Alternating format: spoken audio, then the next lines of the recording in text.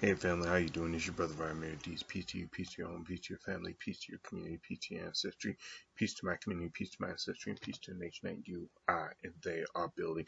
Peace also to the God of forces, the great spirit above, the mother below. This is Mtima Radi.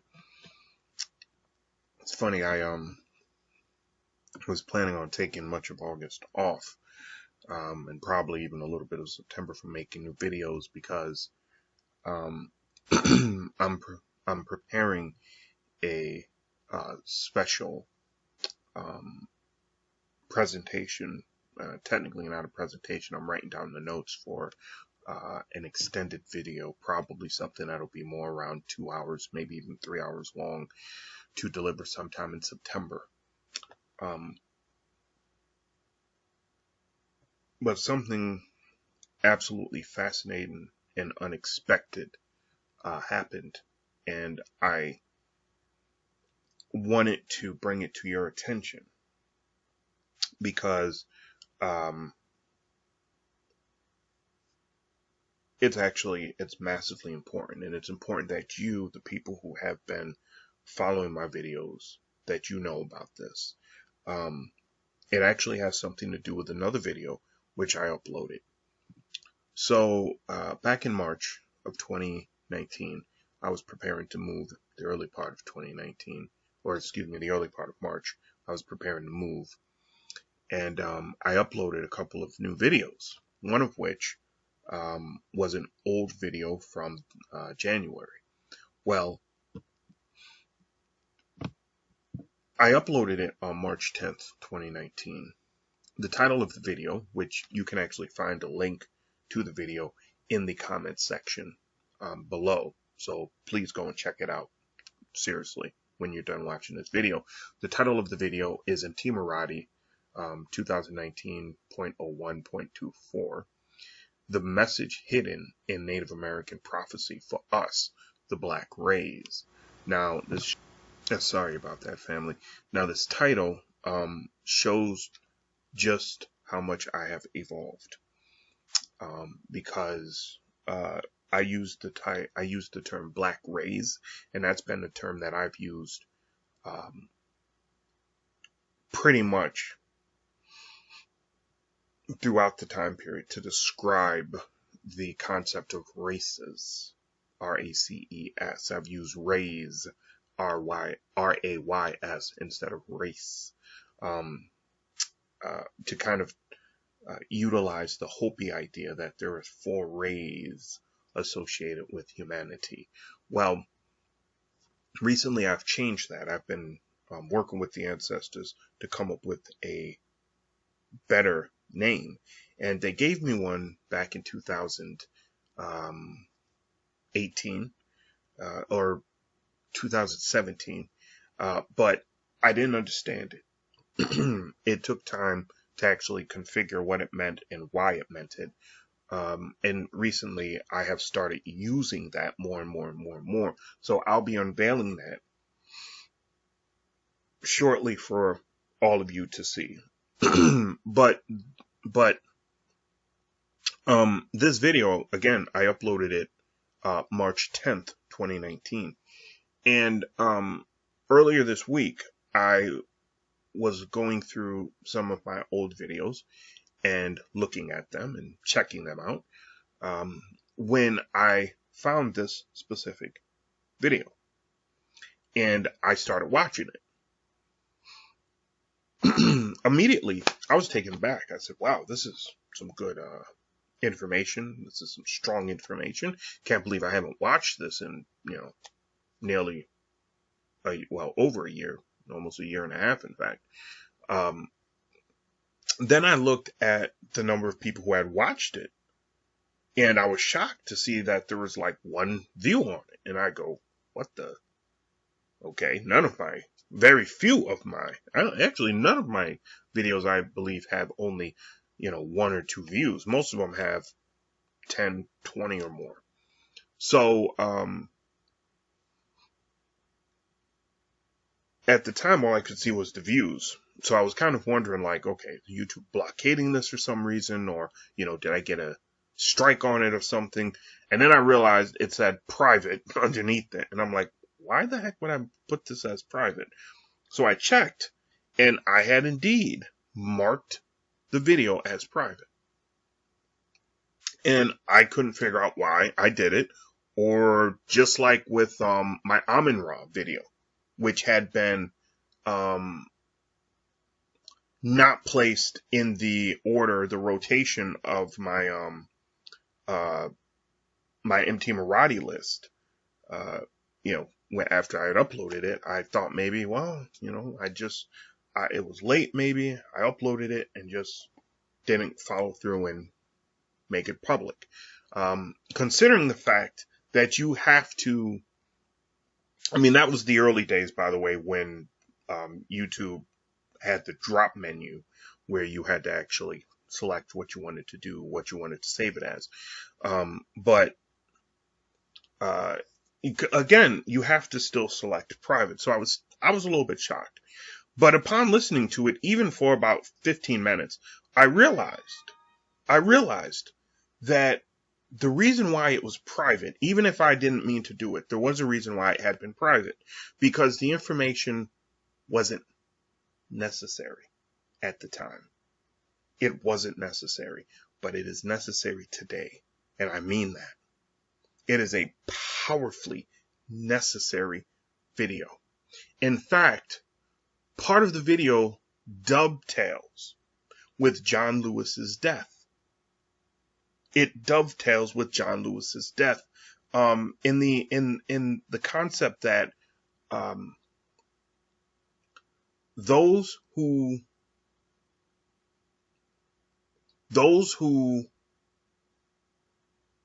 are looking for wisdom are going to, a newer generation is going to be looking for wisdom, and they're going to go back to their elders to find that wisdom, and the elders are going to be asleep. You have to watch this video, ladies and gentlemen. Again, it's down in the comment section. In the comment section. You have to check it out, because it presents many things. It's a long video. It's 33 minutes. It's a 33-minute video, but it is one of my most powerful videos. And I'm sorry that it took me this long to get it to you. I do want to also mention this. In my daily life, I come across a lot of Asians, particularly from South Asia. And there's a lot of conversation today having to do with who is and who isn't an indigenous being for this continent. And there are people who are, blatantly saying that the truest, not only truest, but the only indigenous beings that existed on this continent look like you and I. Ladies and gentlemen, it's not true. There are absolutely dark-skinned, looking black indigenous beings that lived on this continent. Absolutely. I've seen the pictures. They're hard to find, but I've seen the pictures. There are also, my father used to call them red clay brothers and sisters who have melanin, rich, dark, red pigmented melanin. And these brothers and sisters do look like they come from the African continent, but a few adjustments to their facial structures. But why I mentioned the South Asians that I came across is because as the summer has evolved and they've been out in the sun, I have noted that many of them who look soft, who look like they have soft, and the only way that I can describe this is yellowish skin. I mean, I'm not talking like bright, sickly yellow. I'm talking like an off peach, but it's not peach. But it's almost like 3 layers of skin with a clear coating and then a layer of melanin and then whatever is underneath it. But these folks look paler, but they don't look pale in the winter. But as they've gotten out into the sun, their skin has turned red. Not dark brown, red. And with straight black hair, most Asians have straight black hair, they're indistinguishable. They look like the pictures of indigenous people, even with the cheekbones. They look like the indigenous people that you would think, that you have seen in images for this continent. I asked the ancestors about this because I was stunned. I didn't expect to see this. I didn't expect to note this. And the ancestors revealed something powerful to me, which I apologize, guys, but I got bit by a couple of mosquitoes earlier this week, and they're bugging me. But the ancestors revealed something to me about this. This continent was supposed to be a gateway to the higher realms for the Europeans and for those other people who had already gained the treasure necessary to get there. This was supposed to be their proving ground. Here, you could find all the traces of what you would call middle ground genetics. These people were humankind inhuman, with very few non-humankind. Here, you found a more complete genetic base than anywhere else on the planet, including Africa. Remember what Bobby Hemmett said about Africa? Africans are so old, they have Alzheimer's. Their genetics are so old that they have been in a decomposition state for like the last 3,000 or 4,000 years. That's changing, by the way.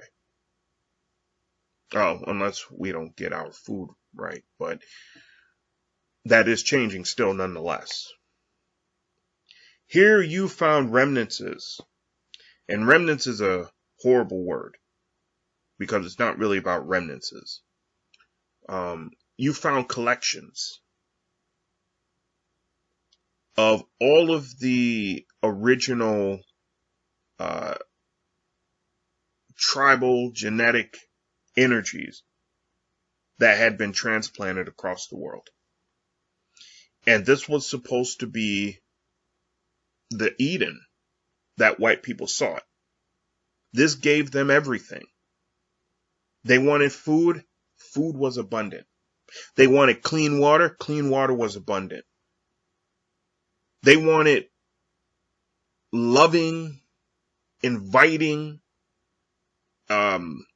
beings who would offer them the greatest expression of compassion, empathy, and love so that they could then grow their emotional worth.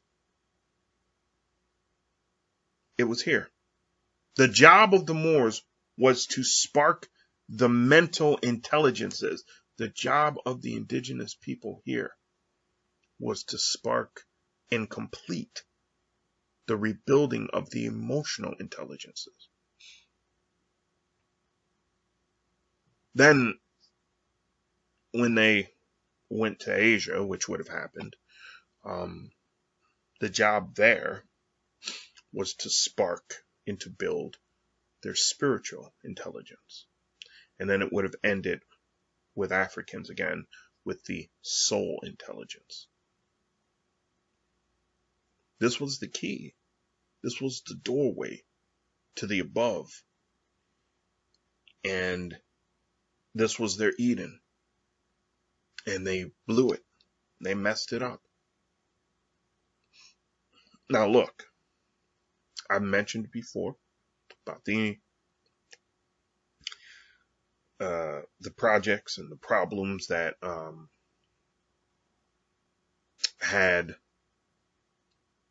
I don't want to say the word sunk, but had really sabotaged this entire project. But I can't leave out, and I think I have left out in previous discussions, the fact that there was a lot of entities that just were not good people or good entities. And there has been somewhat of a revolt over the last so many thousands of years because, free will and egotism, which is a wrong way, I guess, to say it now that I understand what ego means, has to do with free will and willpower and will force and will form.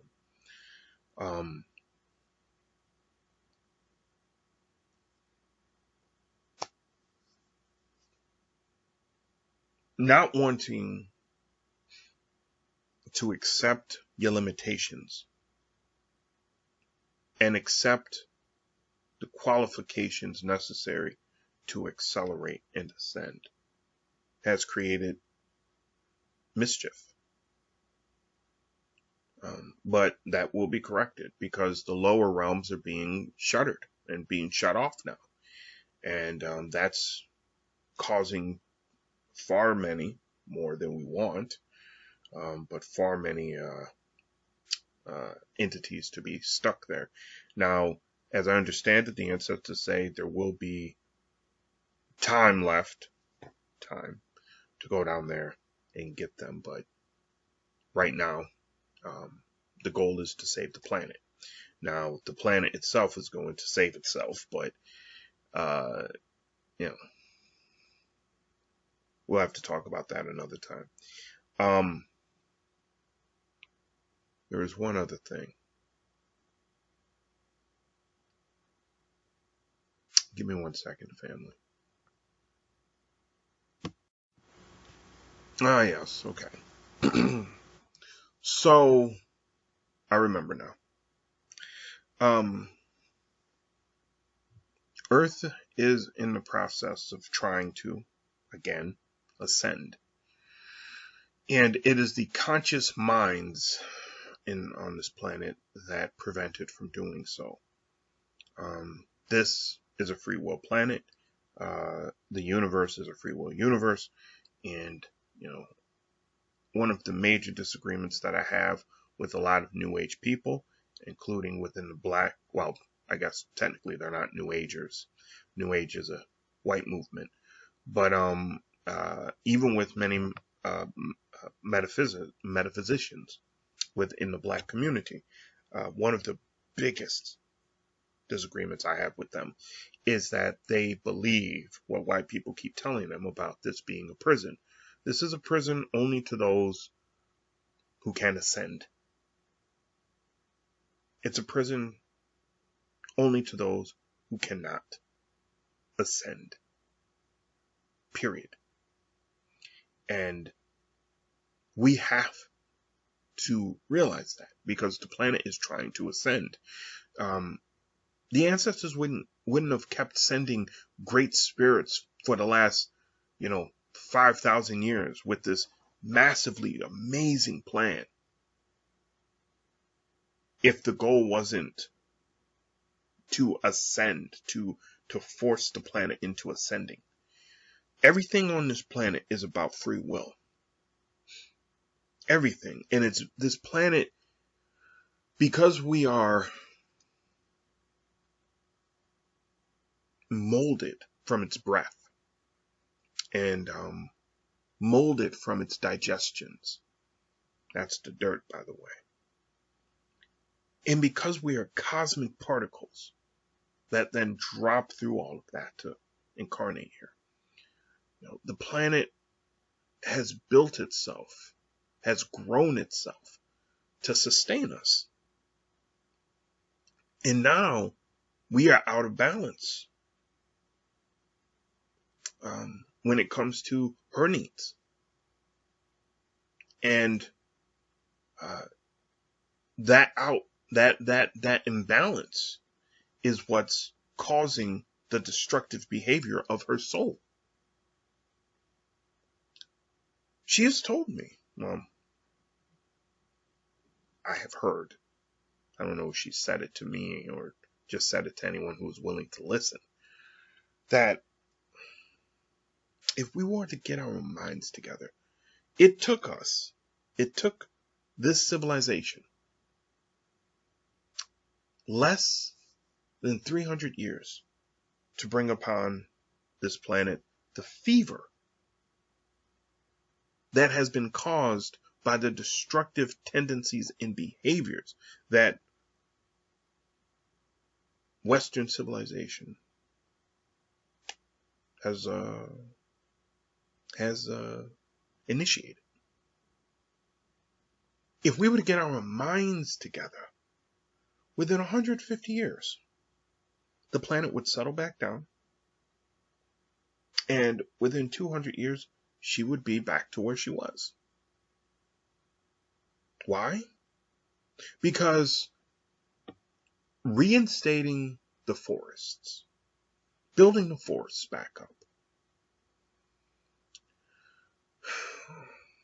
respecting life, particularly every life is precious, but human life, we don't even respect human life.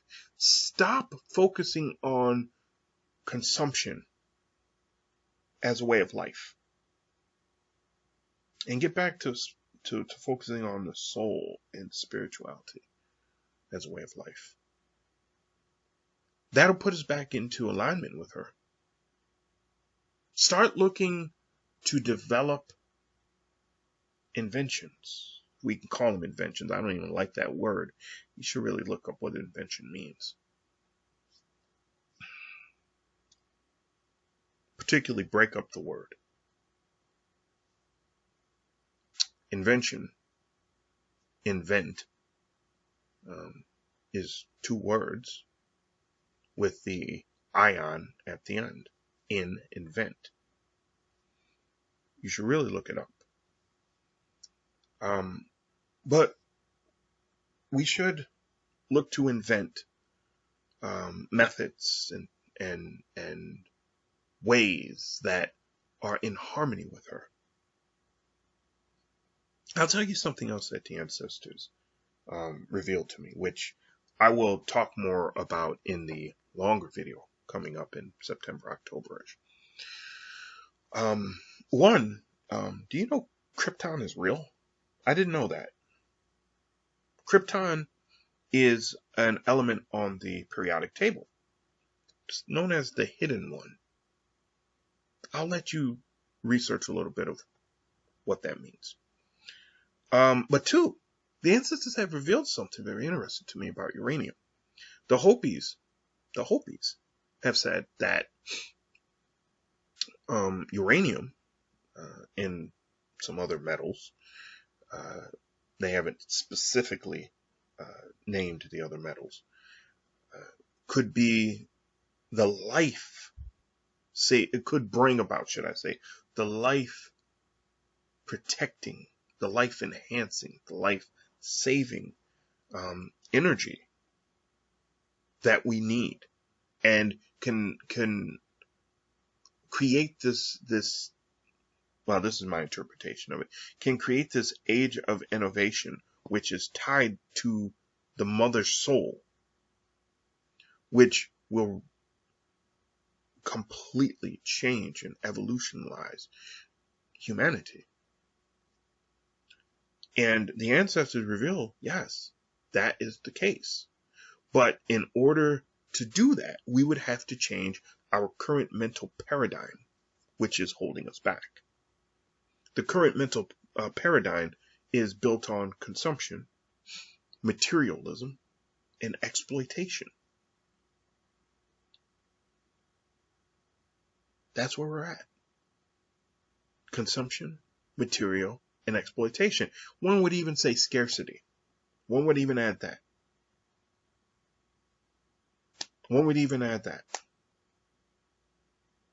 Consumption, materialism, exploitation, and scarcity. There's probably another one in there that I could also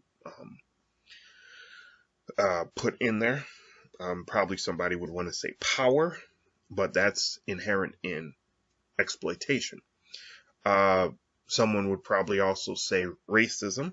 I think that is a good one to include. But this is where the current mental paradigm is at. And as long as the current mental paradigm is there, that's where your will form, is going to be pointed. And that's the vision that's going to surround everything that you create. And therefore, what you create is ultimately going to have a multiplier effect. It is going to create the atmosphere around it to promote these concepts. So uranium, which has in its molecules the potential to revolutionize energy consumption. I know, I had to use that though. But really, how we translate energy on this planet. Uranium in its molecules has that potential.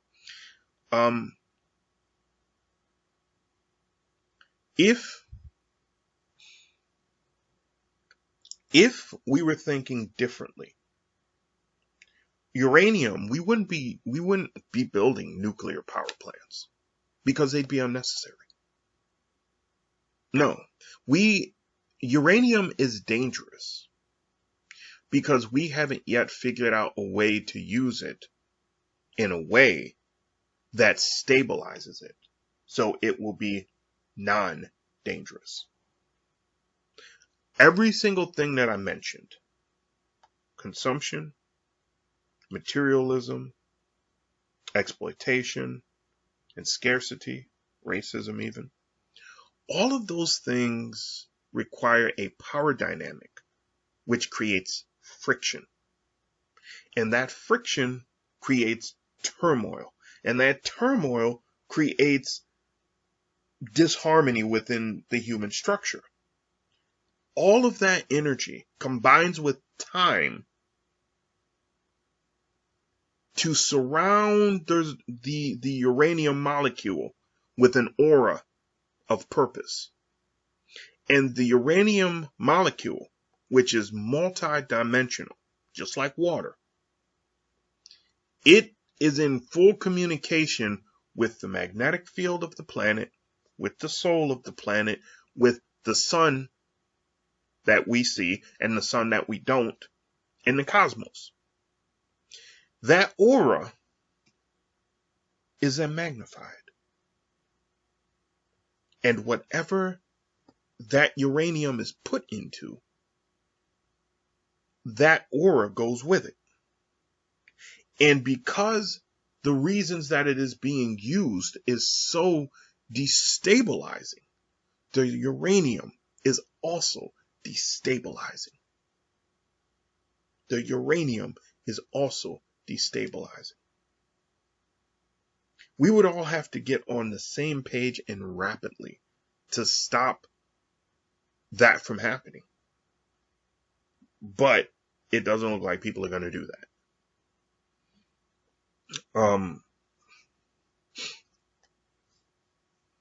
The same thing happens, by the way, with your music. The same thing happens with your music. I believe that's it, but give me 1 second. Let me make sure. Okay, so I am back, and I do have something else. I know it's long. Um,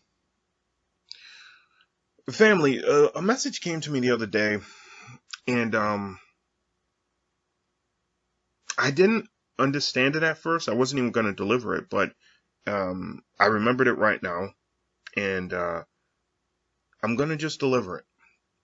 A while ago, I believe it was last year, I made a mention uh, of the fact that there were some people who were watching Bobby Hemmitt's work, who were watching Phil Valentine's work, uh, and Amos Wilson's work, John Hendrik Clark's work. Really, it does go through a lot of these old ancestors that are no longer with us, some who are with us, but they were watching their work, and they were doing the additional work to understand what they were saying at a very deep level.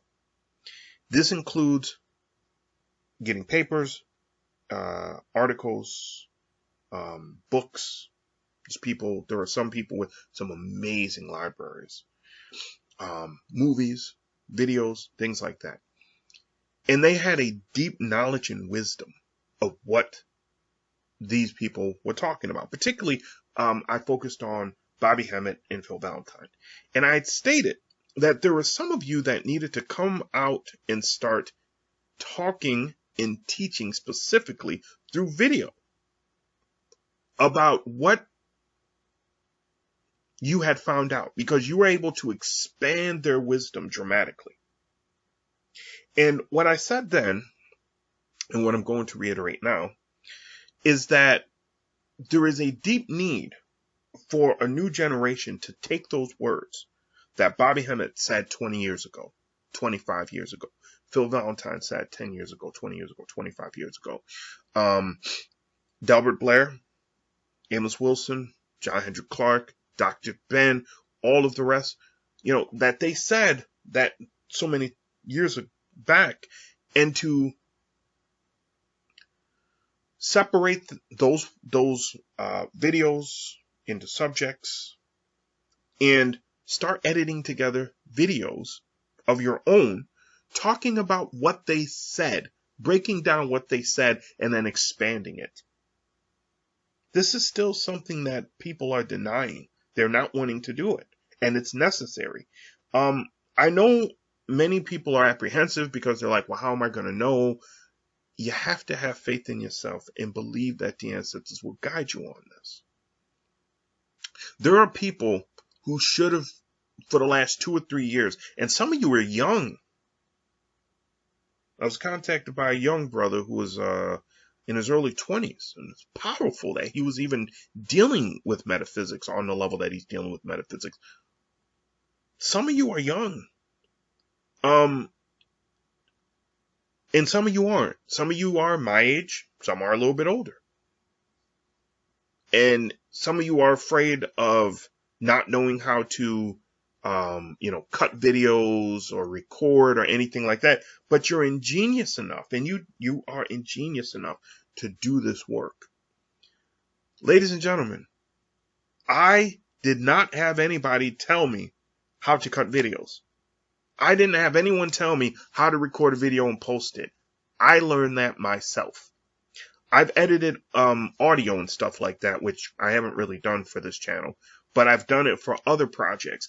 I didn't have anyone tell me how to do that. I went out and learned it myself. I researched it.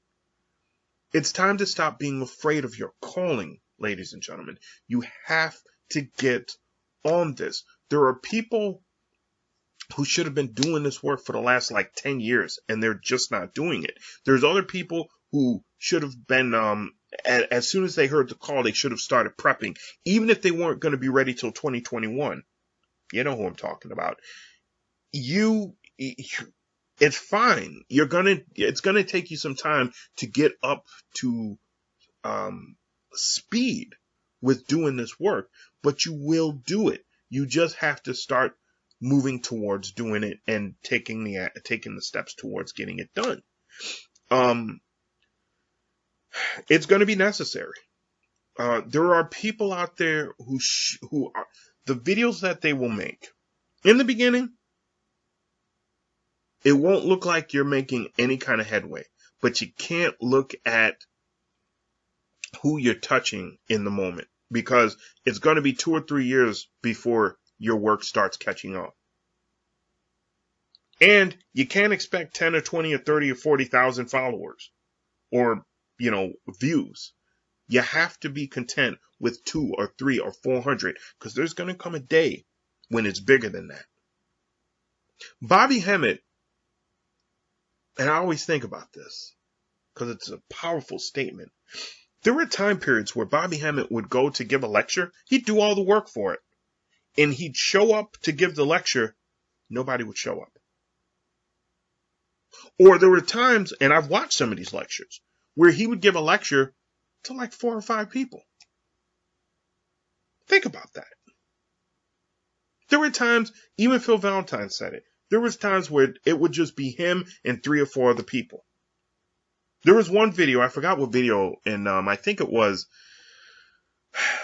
back in like 2014 or 15, where he walked into a auditorium and it was packed. And he goes, y'all do not know how great I feel about this, because for so long it was just me and like 3 other people. To see all you here warms my heart. You can't look at things how, this pop culture obsessed society looks at them. You got to get the work in, because the work needs to get done. All right? There is something else. And I got to go and grab a book, because if I don't, they ain't going to forgive me for it. So I'll be right back. All right, family, I am back. I got to be really honest with you very quickly. I mean, I'm always honest with you. But I got to say this.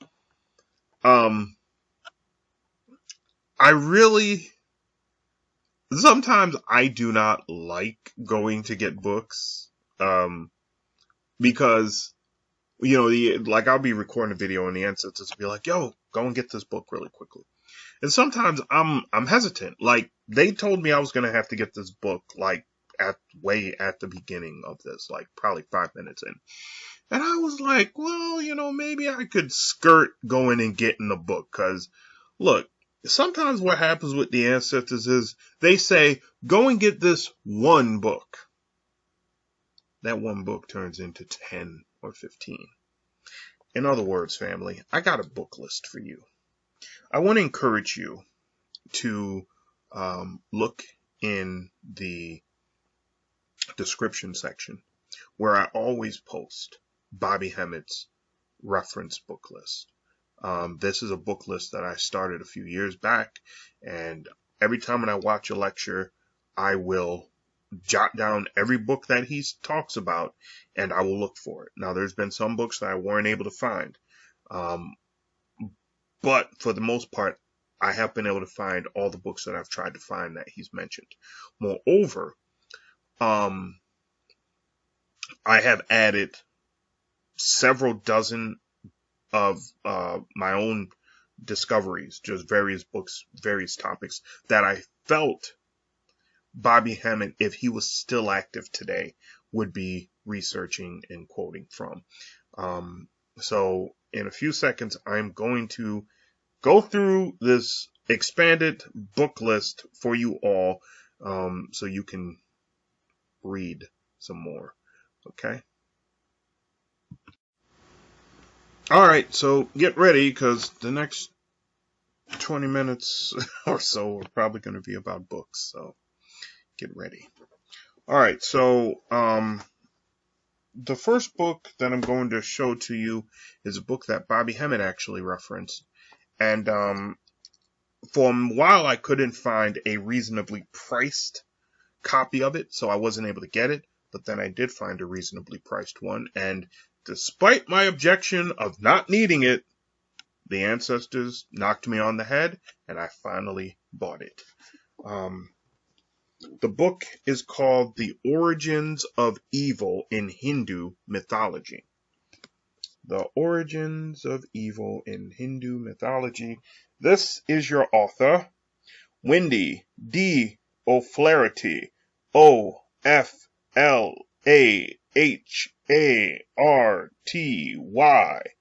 Wendy, guys, Wendy.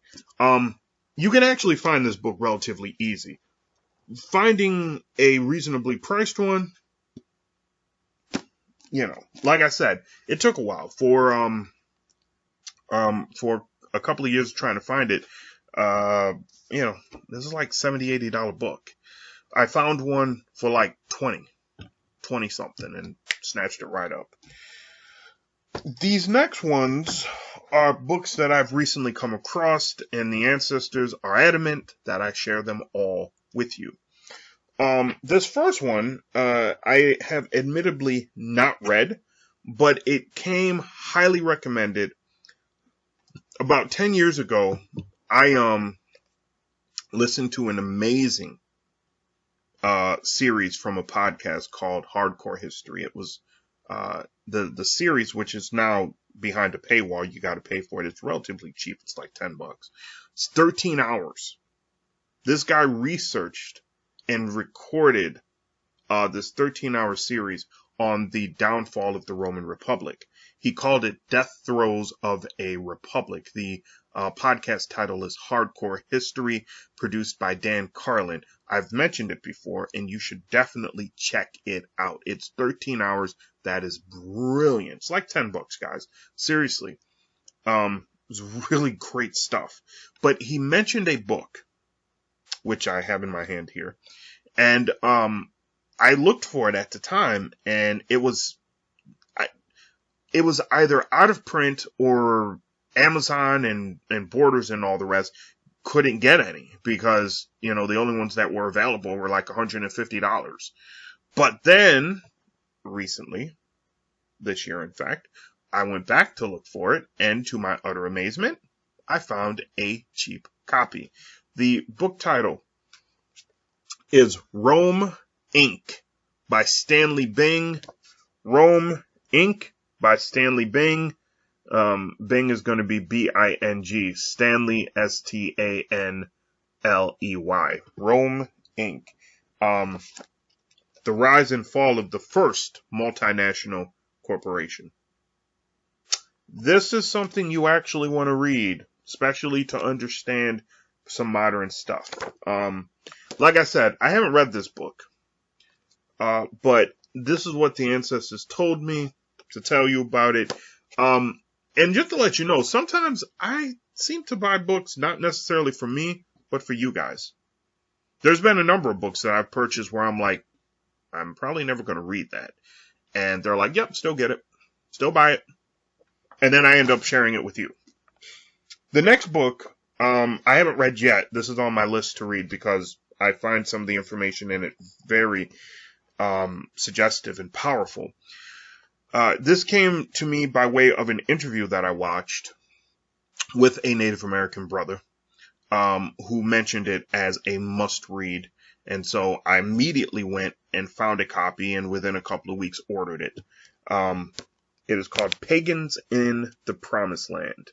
I've actually mentioned this before because this is where the knowledge of what America stands for, Ame, for the love of, Rika, riches.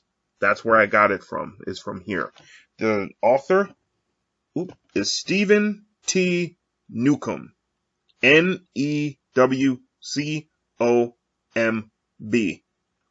Pagans in the Promised Land. 3 books down, guys. This next one, these ones, some of them are newer, but most of them are older. All right, so first thing I'm going to pass on to you is the complete I Ching, by Taoist master Alfred Wong.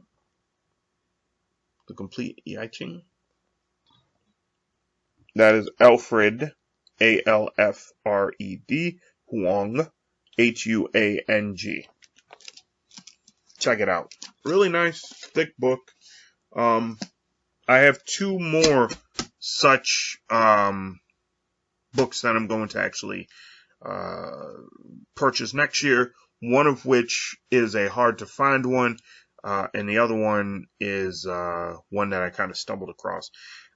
If you know where I can get Confucius commentary on the I Ching, could you please let me know? Please, because I've been looking. This is a much older book, and I bought this, I almost threw this out like 50 times. But I bought this book back in 2006 and still have it. For those of you who are more cerebral, you're going to enjoy this. Other Lives, Other Selves. A Jungian psychotherapist discovers past lives. Other Lives, Other Selves. Roger J. Woolger. Woolger. Roger J. Woolger. Check that out. It's a bit of a read. It is a bit of a read, but I think you're gonna like it. One of my oldest books. I actually bought that during my expansionist phase very early on in my awakening back in 2006. Yes, I bought this a few years back. Got some dust on it. Been sitting on the shelf for a while. The Drummer's Path. The Drummer's Path. Let's see if we can do that. By Soul, S-U-L-E, Greg Wilson, W-I-L-S-O-N, S-U-L-E, Wilson. You'll like that. You really will like. I mean, look at this. Look at that picture, guys. Look at that picture. All right. This is another great book. I bought this back in 2007, maybe 2008. 2008, summer of 2008. One of my all-time favorite books. I recommend it to everybody, especially people starting to go through spiritual changes. Romancing the Shadow. Illuminating the Dark Side of the Soul. Romancing the Shadow. Connie Zweig. Z-W-E-I-G. Steve Wolf. That is who wrote it. Romancing the Shadow. It's a really interesting book.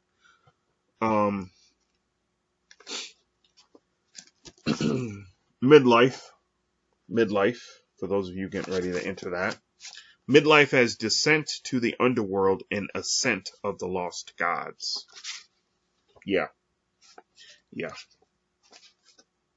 Shadows Among Friends, Envy, Anger, and Betrayal. These are chapters in this book, guys.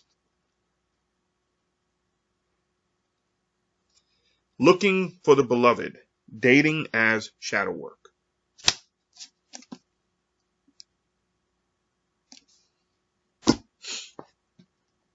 Interesting book. I might have mentioned it to you guys before, but this was almost jumping off of the shelf. It is this book that I was reluctant to get for quite some time, but it is called literally The Gang. It is a study of Chicago gangs, a massive study of Chicago gangs. This is several decades old now, but it really gives you an idea of how well these people have studied us in the society that we live in and we create. The author has the last name Thrasher. So The Gang, G-A-N-G, by Thrasher. Thrasher.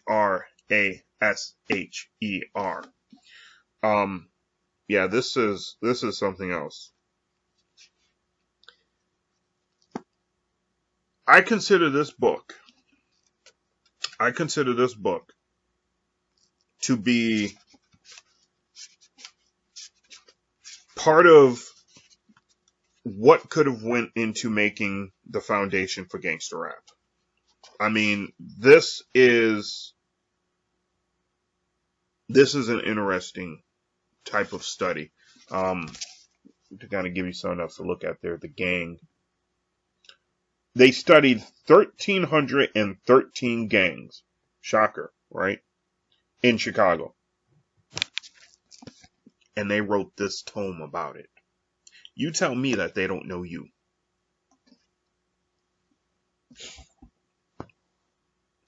This is a book that I'm confident Bobby Hemmett mentioned.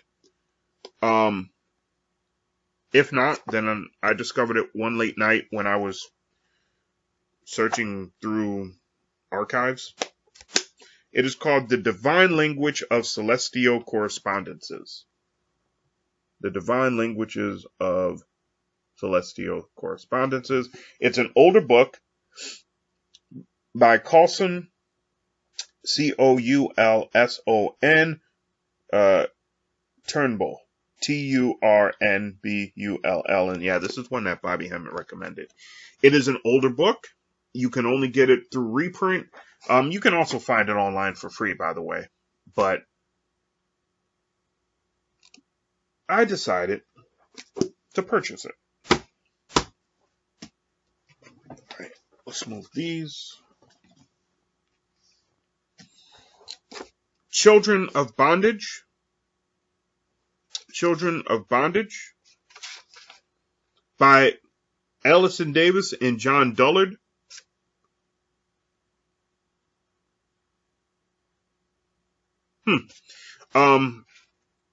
Children of Bondage by Allison Davis and John Dullard.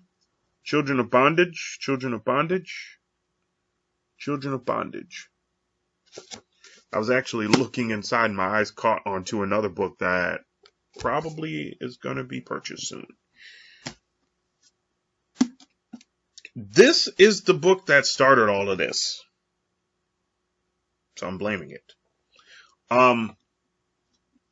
I've been trying to get away from purchasing this book for some time, but they finally got me and I purchased it.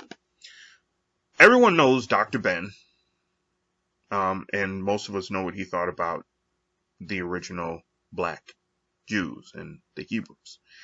Well, most of you probably don't realize that back in, I think it was the 60s, he wrote some pamphlets about this topic. Well, somebody got those pamphlets together and decided to publish them in a book. This is the book. We, the Black Jews. Volume 1 and 2 by Dr. Ben, y'all. By Dr. Ben. Alright, We, the Black Jews. Witness to the White Jews race myth. Dr. Ben. We, the Black Jews by Dr. Ben.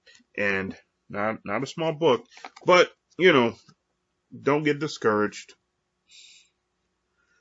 There is quite a bit in here to give you an idea what you're dealing with. All right. But that's not that's not every page. You got pictures. So for those of you, especially Black Hebrews, you should have this. If you don't, get it.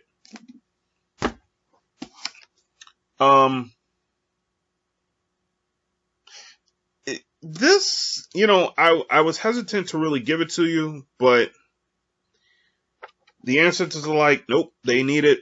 So Donald Trump, maybe. That's all I can really guess for this. Leaders and their followers in a Dangerous World. The Psychology of Political Behavior by Gerald M. Post. This is the title. Okay.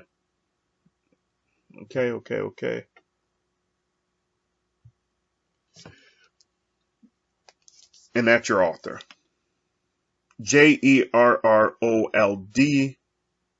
M. Post. Jerrold. Gerald Post. The language of splitting in the rhetoric. The language of splitting is the rhetoric of absolutism. chapter, by the way, the loss of enemies, fragmenting identities and ethnic/nationalist hatred in Eastern Europe. Get the book. Get the book. Might as well be ready for another Trump election, right? Oh, I found this one looking through a bunch of books late last year. The Varieties of Psychohistory. All right, that's what we have there. This is an older book, if I remember correctly. George M. Kren, K-R-E-N, that's George M. K-R-E-N, and Leon, L-E-O-N, H. Rappaport, R-A-P-P-O-P-O-R-T.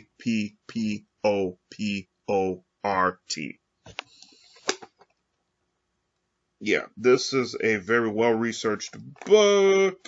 You're gonna wait till you see. 1976. They were serious about what they were doing back then. So we're over 20 minutes. Oh, the newest one. I literally just got this in, and this is the reason why I'm doing this video. This is also on the agenda. They wanted me to share this with you as soon as I got it. After the Ice Age, the return to life. The return to life to glacial North America after the Ice Age. The return to life to glacial North America. Here is your author. Last name is P-I-E-L-O-U. That would be E.C.P-I-E-L-O-U. After the Ice Age.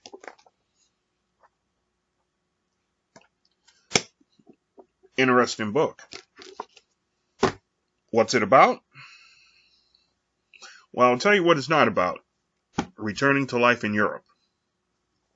It's ironic. Right now, I've only been able to find one or two studies, significant studies, on that topic, which you would think there would be way more considering, you know, the connection of the Ice Age and Europe. But the next one, I'll save that one to last. I'll save that one to last. I'll save that to next to last. Okay. This is also one that they wanted me to show to you because we got to also start thinking in terms of building structures. Herbert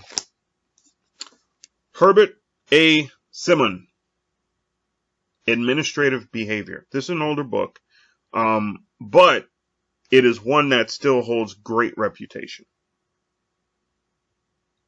Herbert A. Simon, Administrative Behavior. I know a lot of us like to just deal with metaphysics, but if we don't start dealing with the physical, metaphysics don't mean nothing, you know? So it's time to wake up to that fact. Robert L. Spencer. Yes. I spoke some time ago about the need for us to start thinking about the concepts of the Warrior's Code. And this is one book that I found that I just want to pass it along. It is not better than any other. In fact, there's a couple that I discovered that I'm not quite ready to shove out to you guys yet, but I think they may be more important. But this is one that they want me to share with you, so I'm going to share it with you. The Craft of the Warrior. The Craft of the Warrior. And yes, that is Robert L. Spencer, not Richard Spencer. Okay? Just to help you with that one.